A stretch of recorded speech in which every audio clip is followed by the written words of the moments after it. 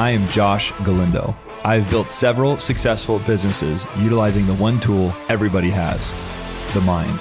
I am here to guide, coach, and prepare you. We will debate, discuss, and grow our minds together so you can obtain your own success. Fuck average, be legendary. This is my podcast.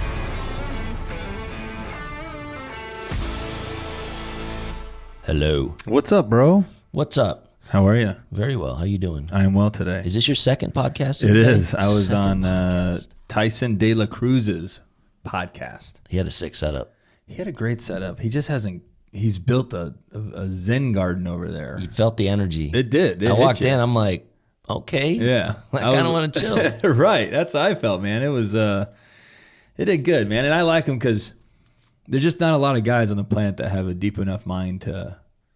It doesn't mean anything to conversate at that level, and he does. Oh yeah, he's good. He's enlightened. Yeah, he's enlightened. So it's fulfilling. Yeah. No, I was telling him, I'm like wallpaper. I used to think it was so ghetto, grandma's pink flowers, and then we started seeing it in $1 million homes. I think it was Joe Kennedy when I first saw it. Yeah. Like the precision of like nice wallpaper looks fucking incredible. Yeah. And he's out there with concrete walls and wood walls. I'm like, this is great. That's so funny. Yeah, he's a cool cat, but that's where I was at this morning, so you'll have to go and find that episode to make sure to show him some love, get him some views. Tyson De La Cruz and Josh Galindo. Good. Where are we at today, Jones? So the last podcast, the last two, we got to know you, how you grew up. Then you went to Mexico, which was an incredible episode. I mean, that was deep. Yeah, that was strong.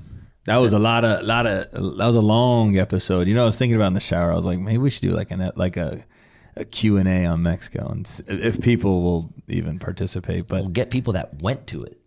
Oh, dude, that'd be a toxic debate because some people are so the other way. Yeah. But that'd be fun. But you could have a whole like if you could get like 10 questions. Like what, or not even questions. Maybe I could just tell you like the 10 craziest things that I did there. Like I didn't even go into what worksheets meant with holding your legs together and your back straight. And then if you wanted to get out of that position, you could go and do work. You could go and do fitness. And fitness was pretty simple and straightforward. Basically, if you came to a point where you were going to throw up, that was when they gave you credit for your fitness.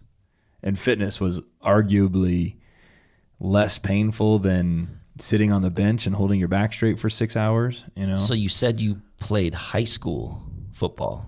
Did that experience help with Hell Week? Oh, dude, yeah. You know what? Right when I got back, I immediately signed up for football to keep busy. And so I'm fresh Mexico, high discipline. They were like, who the fuck is this kid? The whole nine, dude. Yeah, I was like, I was racing and pushing my body to the limits before Hell Week, and then, dude, I blew the whole program away. They're like, this kid can't puke. Yeah, I was incredible. That's funny you brought that up. Yeah, I was a beast, and they knew I was. Put it this way, I didn't understand any of the plays. I never, ever understood any of the plays. I still don't. I used to get in the huddle, I'd look down and look at my boy Boone and go, Boone, what do I do? He'd go out right, out left, pull, or back, straight back. And you got to contain. You ever hear that? I mean. So you were in the middle. I was a right guard. Oh, you were offensive lineman. That's how. Oh, dude, Boone was 260 pounds next to me, and I'm 170 pounds. That's how much energy I had. It's all about motor. Yeah, it's all about motor. But yeah, so you come back from Mexico. It was so deep. It sounded treacherous. It was a journey that everyone thinks when you got back that you'd be right back in the straight and narrow, never mess up again. And where we left off was right around there. I don't think we need to go back to that point yet, but explain what it was like getting back from Mexico with advanced knowledge and where your mind was. So first, calling it advanced knowledge, I don't want to sound like a superhero, but it's the appropriate term, but I want to just create some context around it. So advanced knowledge or enlightened thinking or whatever it was, it's thinking that we're probably all using today at 38 years old, but I possessed it at like 16. So it wasn't superpower thinking. It was just the school taught me how to think as if I had 38 years worth of life experience. And so, that was very unorthodox for a 16-year-old to have that kind of thinking. So obviously it was very, very interesting on how to find my place in the world. That's what I feel like from 15 to 25, you're just trying to find your footing in the world. Where do I belong? Where am I going to add the most value? Where am I going to create value and then continue to add value? And so at 16, I go to a high school party. I understood image. I didn't want to portray my image. So I was dressing differently to ensure that I wasn't attracting the wrong people, because I understood how easy it was to fall back into bad habits if you're surrounded by the wrong people. So then I'm consciously making decisions on how I'm dressing. Like, these are super deep, advanced, over analytical thought processes that I was implementing at 16. At 17 and a half. Forgive me. I went away at 16. So I got back at 17 and a half. Same difference. But you're surrounded by actual 17-year-olds. Yeah, I'm surrounded by totally normal people that should be where they are. I was the anomaly, and I knew it, and it was interesting.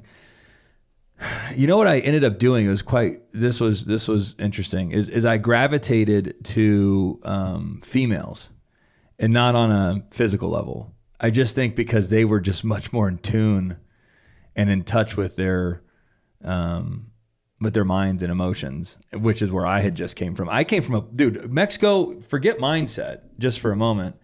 It was like all about emotion. Like, what are you feeling? Mindset is like, okay, I'm feeling this challenge. How do I overcome it? Stay motivated, stay optimistic. And then there's like emotions. Okay, why do I feel this way? Okay, peel back that layer. Why do I feel? Because I felt this. Peel back that layer until you get to a spot where you start crying, and then it's like, okay, the reason that you're crying is because that's what hurts. So there was two different types. But anyway, the other crazy thing that would happen is there wasn't an abundance of stimulation around you in Mexico. So the first thing is everybody spoke Spanish around you. And it was always broken Spanish. It was like the Spanish we learned living in this school. So someone could be speaking Spanish over there, and it wasn't my first language. It wasn't something they weren't speaking it perfectly. I wasn't understanding it perfectly. So you just blocked it out, right? Yeah. So that happened a lot. Something that I found really interesting is that when I got home, it was overstimulation to just hear English conversations anywhere. So I would just be walking, and maybe someone walks by me talking.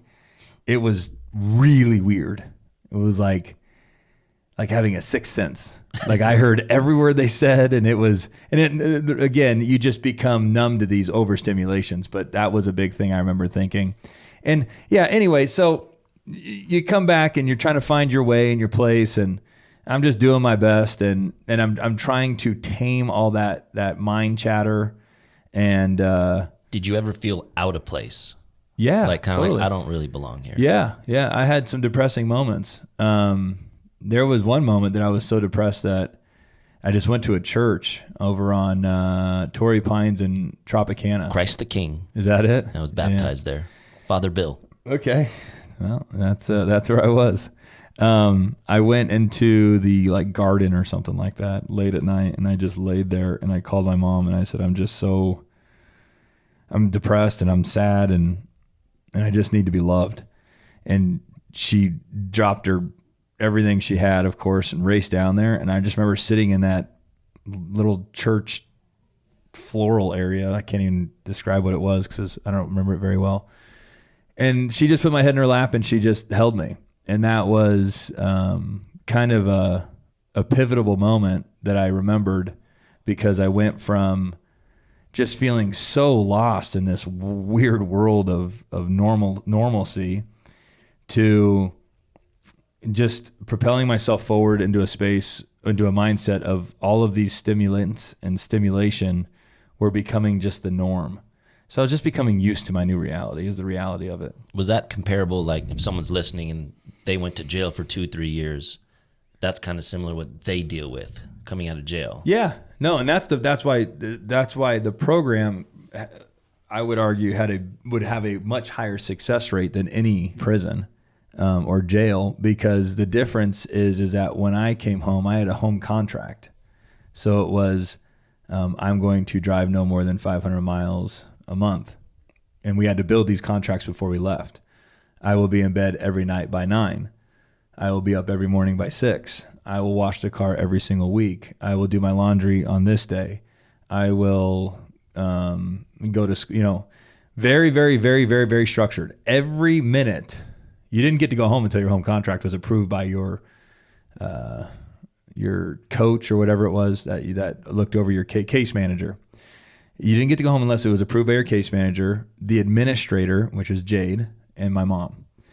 So and the way that you got it approved was that every minute had something to do. So anyway, the success that created was that when I got out, all of that stimulation was all contained. When they just open the doors and kick out a prisoner that's been in there for 10 years. Where do you go? Forget where do you go. He's like, this is so crazy to me. I want to go back. And then that's why they go commit crimes again, because that's where it's safe and comfortable. Yeah. They're like, dude, it's torture. It's fucking torture. Now that I'm like really starting to like find that memory, which I haven't gone there in so long. Yeah, it was torture. It was fucking torture. But obviously I adjusted. Yeah. And here I am. Yeah. So you're back in high school. Yeah, so I went back to high school. Talking to girls, any girlfriends? Like, was that hard? Yeah, because there was a commitment there too. No sex, no alcohol. No sex. No alcohol. Yeah. A little horny teenager. Right out, Yeah, trust me. My stepdad told me, he says, enjoy high school because that'll be the last time you're around that many girls willing to have sex with you. And every year that went by, I'm like, he was so right. He was true. I don't even think I would counter that, but I mean, there's obviously some truth to that. Yes, you're the last time you're gonna be around that many girls. Where you just forced in this little petri dish. Right, exactly. And here you are, 17, and you can't. Isn't that funny? And they're like, now interact and no, don't have sex.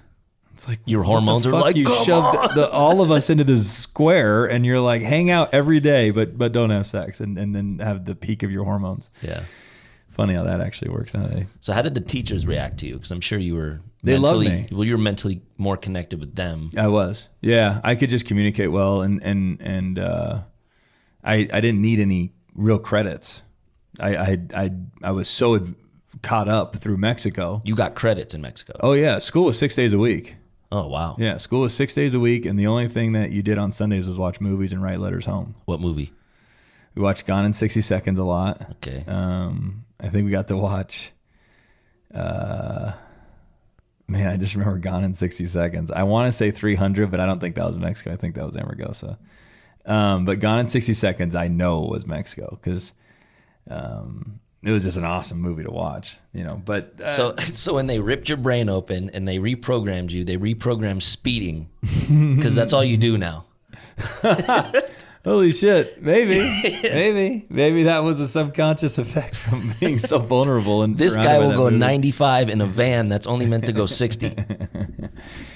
Oh man. So with your teachers, did you become an assistant? Did they try to elevate you? So it was, I don't remember what the class were called, but so the teacher, I was a teacher's assistant.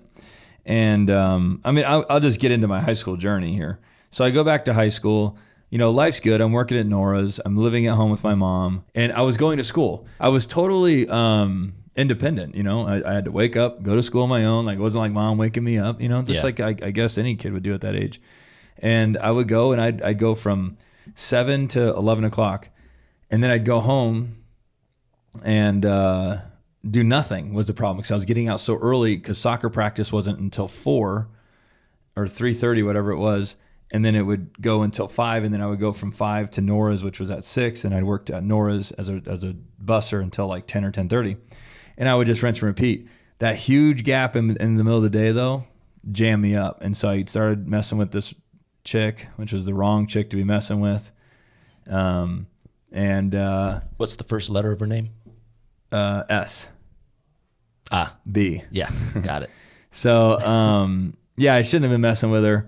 But, it was all good. So long story, the big climax of my high school career, because it was actually short-lived, I'll just be honest. I did all of football, finished that, and then when football ended, that's when it's tough to remember all this stuff in chronological order. That's what happened. I was extremely healthy, productive teen when I had football going. And I think that's a big statement for any kids listening or teens listening, young men listening, or parents listening. As long as I had something to keep my brain stimulated, I was okay. When it stopped is when I started getting into trouble. And the first thing, so I was always an ambitious kid, loved making money, just didn't really hone the integrity part that well. But you almost have to relapse a little bit in life to really appreciate your tools that you've learned, because you haven't had to use them. Yeah. You know what I'm saying?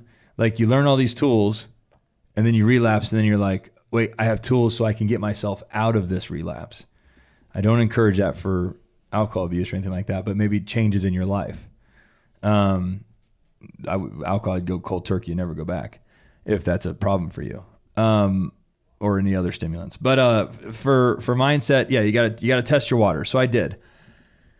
And what that looked like was I befriended or was entrusted by a teacher, and she basically, I saw where the answers were to like our midterm test, and I stole the freaking answers. When she left the room, I ran up to the library, I made copies, I put it back, and then I made micro copies of it and then sold each copy. For how much? I think it was like $10. So you made $300 or something like that. Stupid. It was stupid. What ended up happening, and this is a young business mind here, is everybody started copying each other's and then selling it for $5. I think maybe it was 50, whatever the number was. But, so I made a few dollars, and then I go to take the test. Well, hold on. Okay. Did you feel any guilt? Like, what was your mind like when you did that? Like, I'm killing it, I'm smart. Yeah, I think I probably did. And I think you're blinded by the money, and you're blinded, which at the time it's all relative, you know. You're blinded by the money. You're blinded by the idea that's working. It's just, it wasn't. And you pulled it off. And I pulled it off. Yeah. Yeah, to run up to that library and get it back and then disperse the test and make some money. But the problem is that it wasn't filtered with values. And as I'm an adult now, that's how I live my life, is I have a value box, and people, things, actions, decisions, every form of action or interaction with something that I go through, I filter it with my value box. And then that protects me from putting myself in positions like that. Well, obviously, I think that was probably the lesson I learned here, is I hadn't understood what the value box was, and I certainly didn't filter these decisions with my value box, because the integrity value that I possess and have today would have thrown a red flag. But I didn't do that. So here's where the story gets funny and quite entertaining, assuming I can articulate it well enough, is I am sitting there getting ready to take the test, and I know the rules to cheating. The rules to cheating are that you take your time as if you are working on the test. Get a few wrong. You don't go for an A+. You do a few erasers. Yeah. You throw in a few. Intelligence. Yes. Thank you. And I'm just watching the classroom. These fucking momos are standing up and they're turning their paper within 4 minutes of getting a 12-page test or something like. I don't know how big it was. But I'm just like, you guys are fucking blowing this. You're blowing the scene here, which it just shows how stupid they were. And I'm going to tell you why. So I get through it, and I have all of my answers filled in and all of my mistakes to make it look like I actually tried. And then I get to the essay question, and that's why I said it shows how stupid they were. They didn't even fucking read the essay. Oh. I don't even know what they did, but they didn't read it. Well, they were like, I got 100% on that. I can afford to. Right. I won't even answer this part. Right. That's crazy. And the essay reads something along these lines. If you were a teacher at a school in Las Vegas, Nevada, and you were given a teacher's assistant, and the teacher's assistant was someone that you trusted tremendously, and then that teacher's assistant violated your trust by stealing the answers to your classroom's biggest test,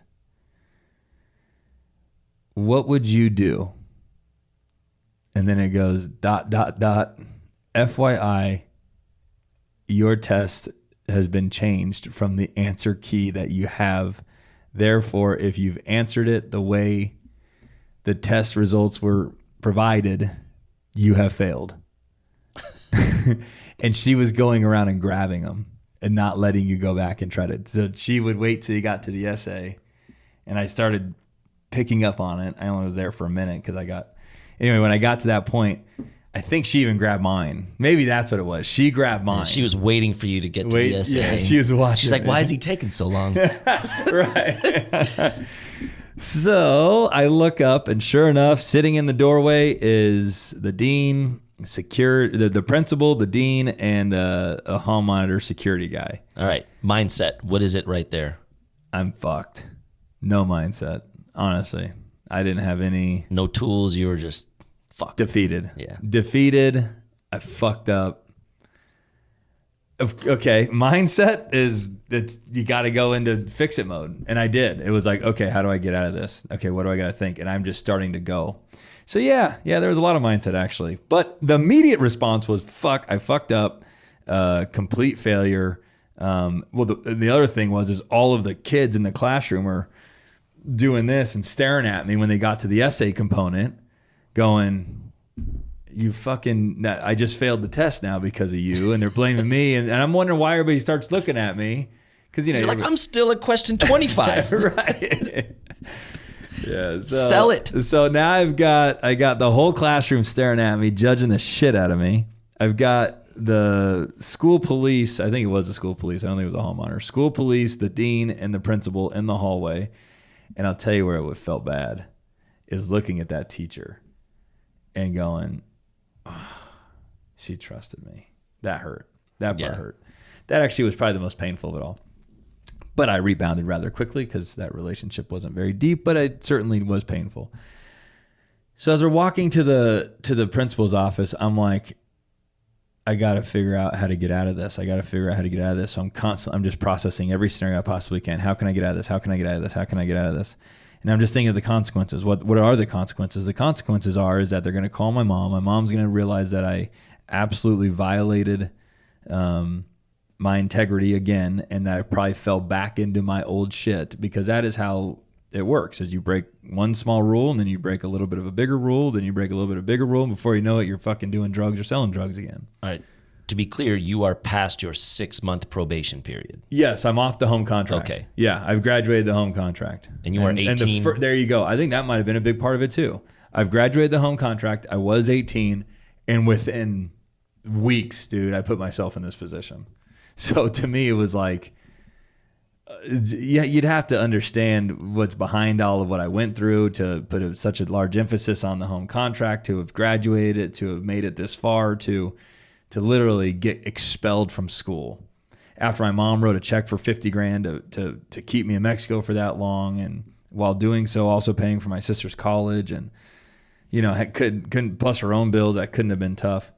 But so I'm like, the main thing is, how do I keep this from my mom?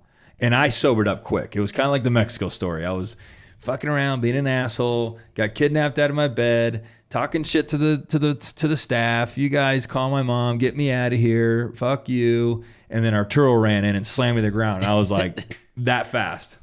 Okay, I'm in the system. I'll work it. In that moment, I think it was that too. I realized I fucked up. This will not happen again. And it arguably did not. I did not operate from that level of lack of integrity since. That's just straight theft, theft and betrayal, and a lot of rough stuff there. But so I get in the office, and they're like, "You're expelled." Very simple. And they were furious. They were like angry. And I don't know if people know this. Everyone gets RPC'd. It's a required parent conference, which, all right, my mom comes in. Right. To hear expelled is like, fuck. Yeah. It was fuck. Yeah. It was like, damn, Because now I got to start thinking about like, where do I go to school? I'm not graduated. How do I graduate? So all your credits meant shit? Well, they could be transferred to another school, but I was expelled from that school. Got it. So I just say to myself, so they're like, we need to call your mom. I'm like, you can't. So I just go into lie mode. I'm like, you can't call my mom. You cannot call my mom. And I just said, I'm adopted. I said, I'm adopted. I live on Flamingo in Town Center. I remember always thinking that even when I drive by it to this day, I sometimes remember the visual reference. I live in an apartment by myself on Flamingo in Town Center. You cannot call my mom. She's basically disowned me. We haven't talked in 6 months.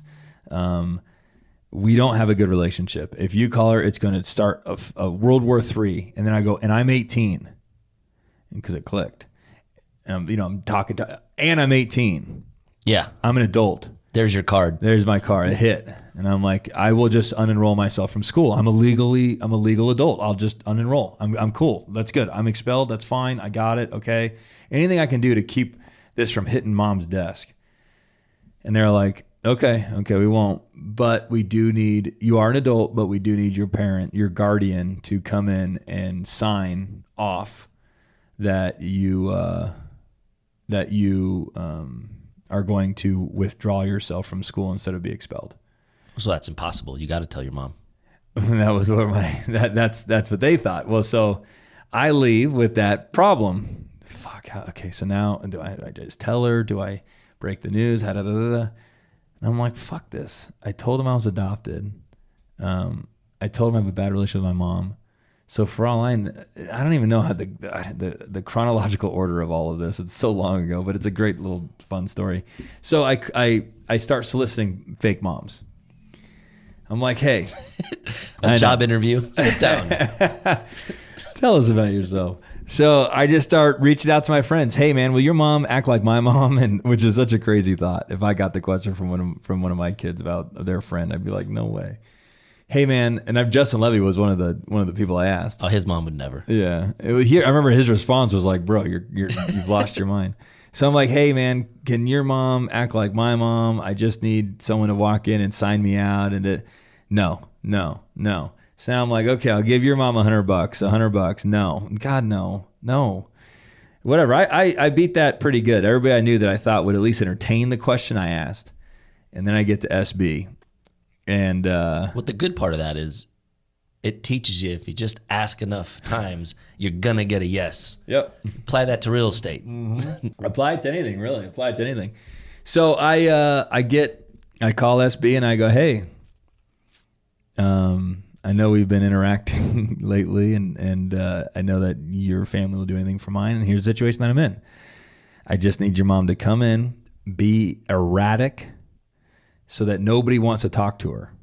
And I just need her to sign off this piece of paper and walk out.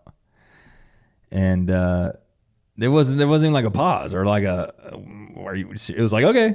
I'm like. So it wasn't a no? No, there was no convincing. It was a hard yes. All right. I did it. So I scheduled the meeting. We went in there.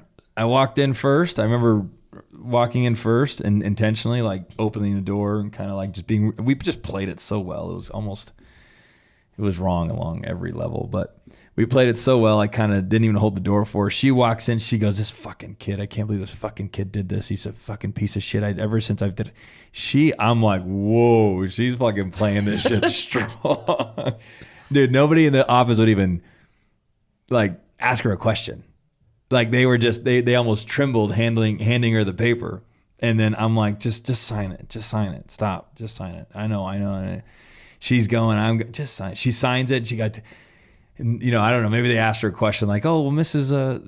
Didn't even, just walked out. And I'm like, I told you, kind of one of those, like, I told you. What's crazy is you probably got a lot of empathy from the room. I did. Yeah. They're like, oh, fuck. Yeah, right. He wasn't lying. And I even played into it. I told you, we don't have a good relationship, but thank you. And then we left. And then I went home and I looked at my mother my real mother, and I said, hey mom, I got into some trouble. I fell back into some of my old ways, but I've realized it and I have made it right.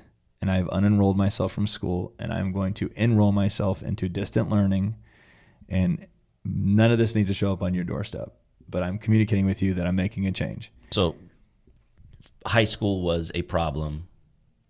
I got myself out of it. I'm going to do something better now. Yep. All right. And that was it. And then I went and tried to get my... Well, that was noble.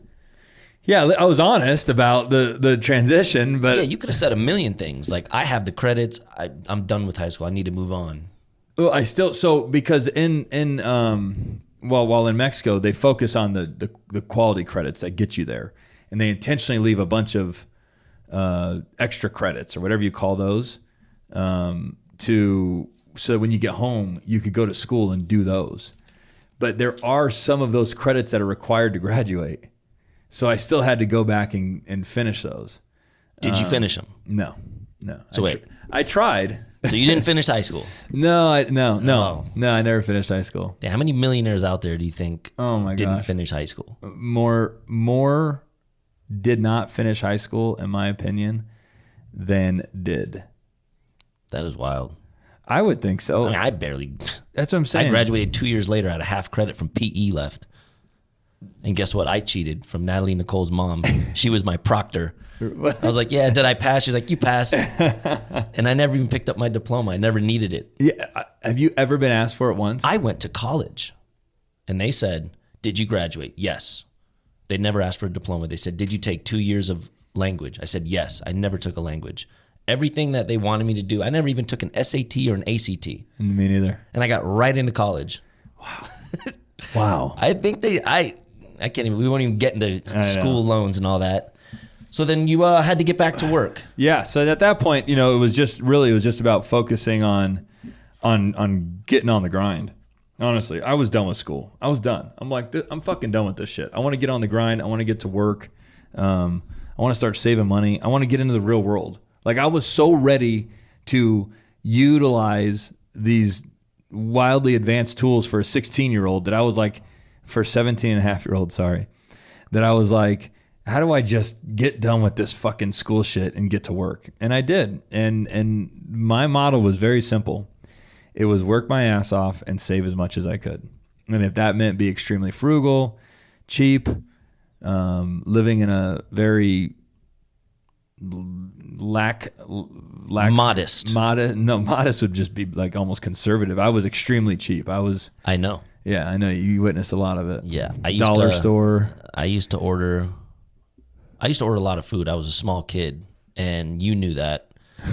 And I'm very giving. I've always been giving. And I would order what I want, and I would eat it because I still lived with Mom.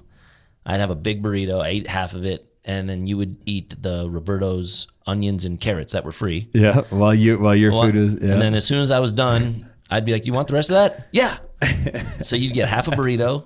And then all refill the carrots your cup. And refill my cup. I'd throw my cup away. No. Right. Today. I remember grabbing your cup out of the garbage a handful of times. Well, I remember even today, if I finish a cup, I'm like, you want this? You're like, yep. Yeah.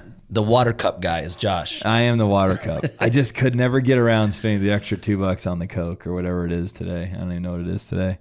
That's a good point to end this episode. We can get into your work career after this and how you started, what restaurants, nightlife, all that. Okay, cool. So that was just the high school one. That was just high school. All right. Well, now you guys know that high school story. That was the back half of my high school story. And the last dishonest thing you did. And it was the last consciously dishonest thing that I did.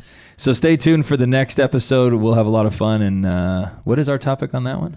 It's just your work. I mean, work life. Everyone knows you're in real estate, but they don't know the jobs you had that led you up to appreciate customer service, high pressure situations.